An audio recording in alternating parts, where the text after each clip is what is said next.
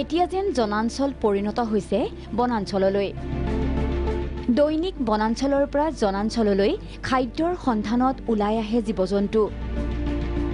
বাক্সাৰ শালবাৰীত পুনৰ উদ্ধাৰ প্ৰকাণ্ড ভালুক। এখন ফেন্সিং বেৰত আবদ্ধ এটা প্ৰকাণ্ড ভালুক।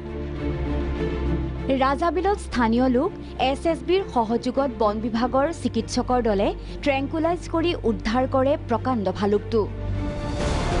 ভালুকটো চাবলৈ শ শ লোকৰ ভিৰ। মানাহ ৰাষ্ট্ৰীয় উদ্যানৰ পৰা সঘনে জনাঞ্চললৈ ওলাইছে ভালুক। বিগত এমাহত বাক্সাত 4টা ভালুক জনবসতি অঞ্চলত উদ্ধাৰ বন বিভাগৰ। এনেদৰে ঘনে ঘনে মানাহ ৰাষ্ট্ৰীয় উদ্যানৰ পৰা ভালুকৰ জনাঞ্চলত প্ৰৱেশে সৃষ্টি কৰিছে আতংকৰ। বিগত 3 দিন ধৰি ভালুকটোৱে শালবাৰী অঞ্চলত সৃষ্টি কৰিছিল আতংকৰ। পোহনীয়া জীৱ-জন্তু নিধন কৰাৰ লগতে আক্ৰমণ কৰিছে বহুজনক।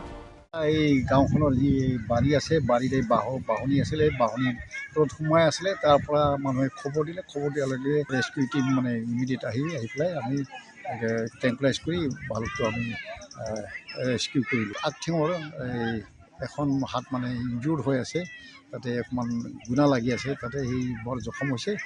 তাক মানে ট্ৰিটমেণ্ট কৰিব লাগিব। ট্ৰিটমেণ্ট কৰাৰ পিছত তাক মানে সুস্থ হ'লে এৰি দিয়া হ'ব। প্ৰকাণ্ড ভালুকটো মানাহ ৰাষ্ট্ৰীয় উদ্যানত মুকলি কৰি দিব বন বিভাগৰ লোকে। মুছলপুৰৰ পৰা সুবৰ্ণ পাঠকৰ ৰিপৰ্ট, প্ৰাগ নিউজ।